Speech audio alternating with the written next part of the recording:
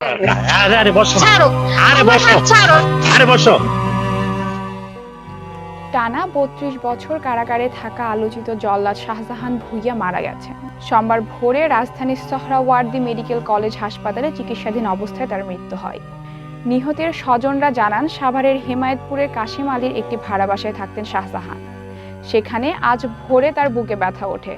পরে বাড়ির মালিক রাজধানীর সোহরাওয়ার্দী হাসপাতালে নিয়ে আসলে ভোর 5:30টার দিকে চিকিৎসাধীন অবস্থায় তার মৃত্যু হয়। জল্লাদ শাহজাহানের বোন ফিরোজা বেগম বলেন, আমরা খবর পেয়ে মরদেহ গ্রহণ করতে দুপুরে হাসপাতালে পৌঁছেছি। হাসপাতাল থেকে মরদেহ নিয়ে গ্রামের বাড়ি পলাশের ইছাখালীতে নিয়ে আসা হবে। পরে সেখানে জানাজা শেষে তাকে দাফন করা হবে।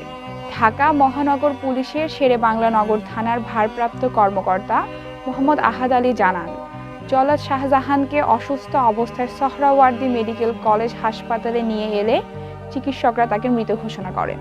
জানা যায়, বঙ্গবন্ধু শেখ মুজিবুর রহমানের 6 ঘাতক, 6 জন যুদ্ধাপরাধী, কুখ্যাত সন্ত্রাসী এরশাদ শিকদার, জঙ্গি নেতা বাংলা ভাই, আতাউর রহমান সানি, শারমিন রিমা হত্যার আসামি খুকু মনির ও ডেইজি হত্যা মামলার আসামি হাসান সহ আলোচিত ২৬ জনের ফাঁসি কার্যকর করেছেন শাহজাহান।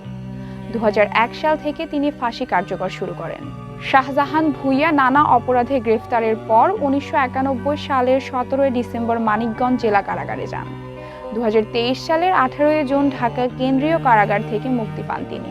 ৭৪ বছর বয়সী শাহজাহান কারাভোগ শেষে মুক্তি পাওয়ার পর এক তরুণীকে বিয়ে করেছিলেন, কিন্তু কয়েক মাস সংসার করার পর তাদের বিচ্ছেদ হয়ে যায়।